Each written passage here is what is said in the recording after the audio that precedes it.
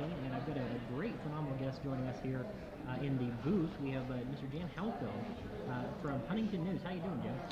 Very well, and thank you. I wanted to introduce you to my audience. This is Mike Rice, and he is with warfireye, and we're going to do a mutual interview. So, Yeah, it's something a little different. We don't yeah, typically do a two-way interview, but yeah. I'm game. Okay, so can I ask you some questions first? Absolutely, go ahead. Okay.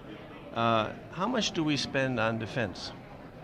Defense spending is actually the second largest bureaucracy our government has, and I don't know the exact amount off the top of my head.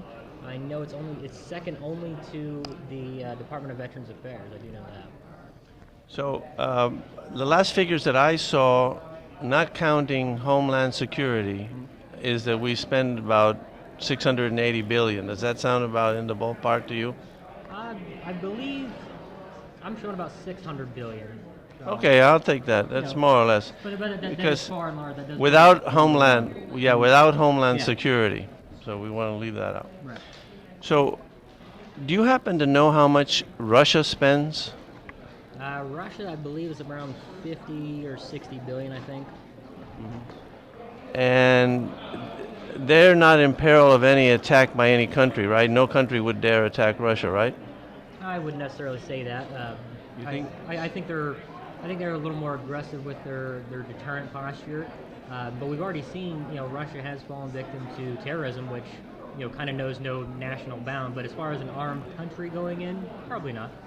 Well, if somebody was that stupid, they'd get annihilated, right? Because they have all, like, I don't know, over 1,000 nuclear missiles, and that's why every country's going to stay clear of having an all-out war with them, right? Well, that's the idea. That's the idea of nuclear deterrent. We do the same thing. Basically that's the whole point of having a nuclear arsenal as well. You won't attack us because we're going to bring it right back at you. So that's the idea.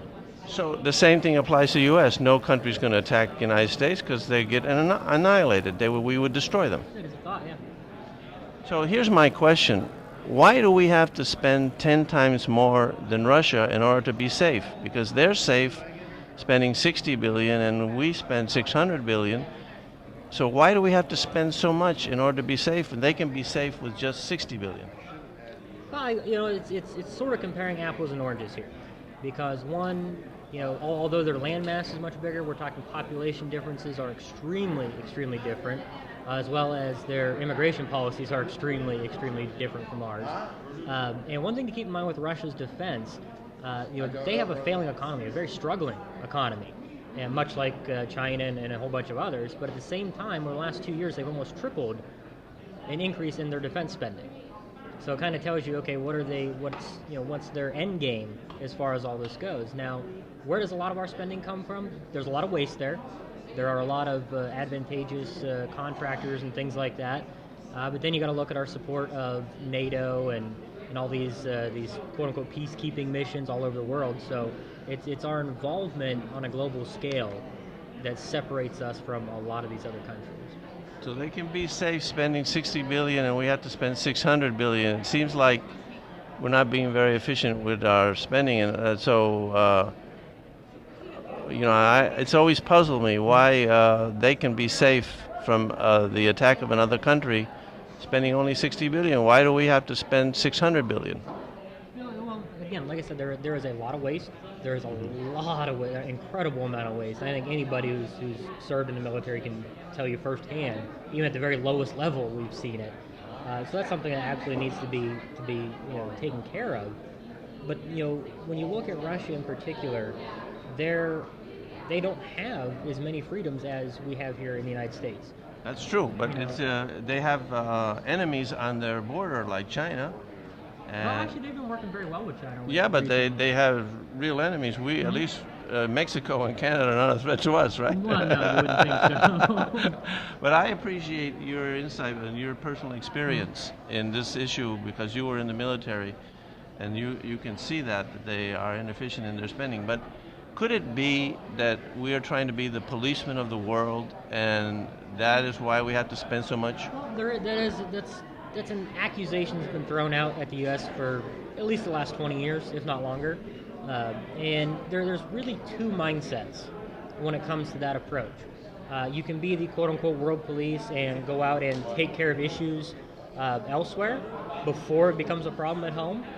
And that's sort of my reference point. Having served in combat, having seen combat action, that's something I never want to see my children or my spouse or any in my family go through at home. If we're going to do it, let's do it on their own home soil and deal with the fallout after that. So we have to protect all these other countries in order for us to be safe? Well, there's a lot of politics that go into that, and it depends on which country you're talking about. You know, every military engagement we've ever been in. Well, take Iraq, take Libya, the more recent ones. I don't understand why their security is our problem. I mean, if Iraq goes under, tough luck for Iraq. Well, the problem is there.